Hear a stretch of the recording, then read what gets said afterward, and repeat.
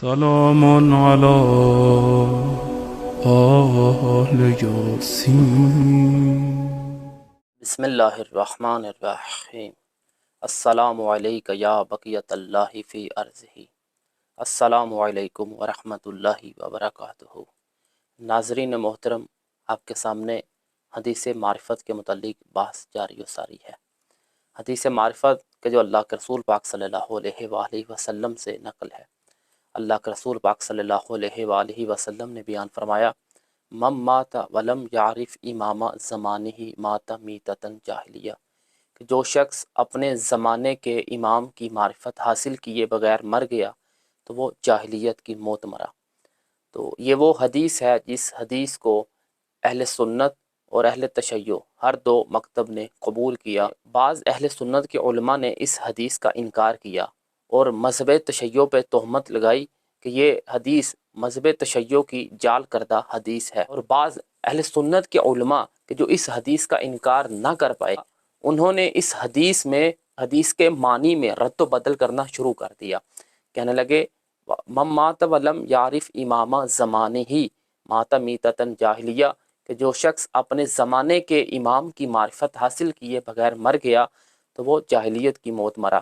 اس حدیث میں وہ امام کہ جس کی معرفت کو حاصل کرنا ہے، وہ امام کوئی مرد خدا، انسان الہی، وصی پیمبر یعنی اللہ کی جانب سے کوئی امام برحق نہیں ہے، بلکہ وہ یہی قرآن ہے۔ یعنی جو شخص قرآن کی معرفت حاصل کیے بغیر مر گیا تو وہ جاہلیت کی موت مرا۔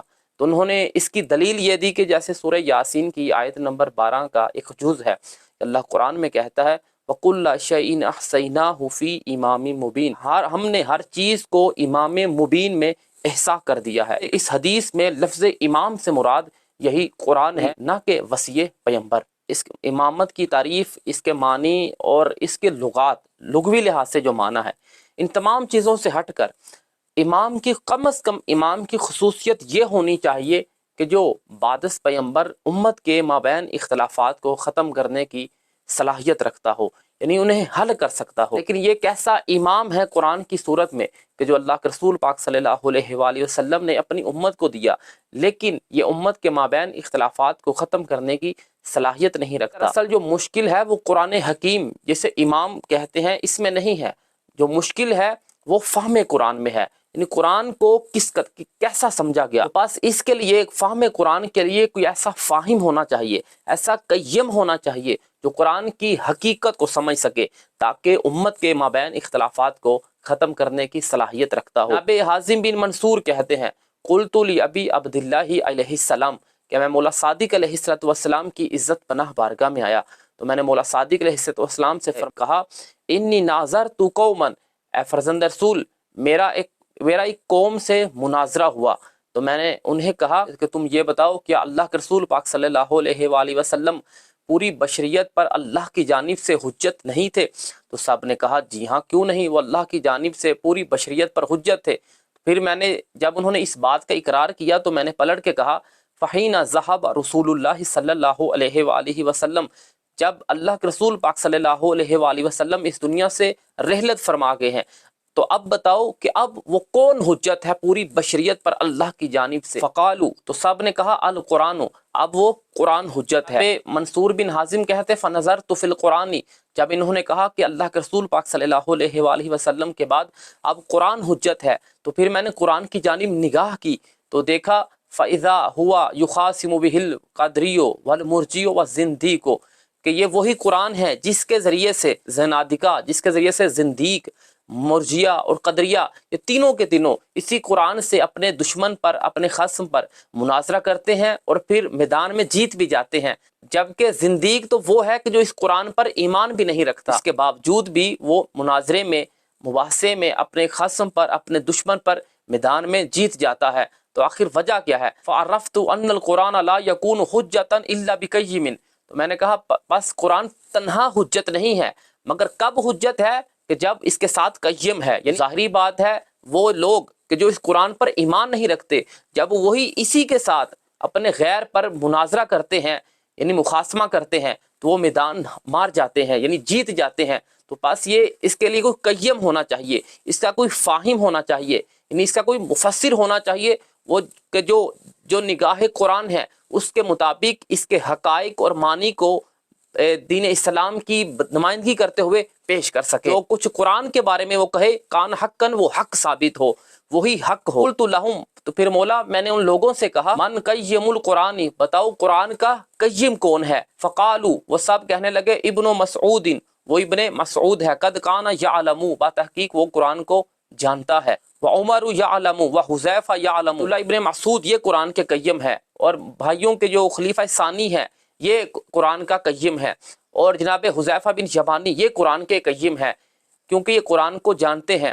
مولا جب انہوں نے ان تینوں کے بارے میں کہا کہ اللہ کے رسول پاک صلی اللہ علیہ وآلہ وسلم کے بعد قرآن کے جو قیم ہے یہی تین لوگ ہیں. قلت، تو میں نے کہا کلہ، یہ کل قرآن کے قیم ہے، یعنی کل قرآن کو جاننے والے ہیں. قالو، سب نے کہا لا، بولا نہیں، کل قرآن کے لیے قیم نہیں ہے. میں نے کسی ایک کو بھی نہیں پایا کہ جس کے بارے میں یہ کہا جائے کہ وہ کل قرآن کو جاننے والا ہے، مگر جو کل قرآن کو جانتا ہے الا علی، فقط وہ مولا کائنات علی ابن ابی طالب علیہ السلام کی ذات مبارکہ ہے، جو پورے قرآن کے لیے قیم ہے، یہ پورے قرآن کو جاننے والے ہیں اور پورے قرآن کے عالم ہیں. وجہ کیا ہے؟ وَإِذَا كَانَ شَيْءٌ بَيْنَ الْقَوْمِ، کہ جب بھی قوم کے درمیان کسی قسم کا بحث چھڑ جاتی ہے یا مشکل پیش آتی ہے. فقال ھذا، تو جناب ابن مسعود کہتے ہیں لا ادری، کہ میں اس مسئلے کے بارے میں نہیں جانتا.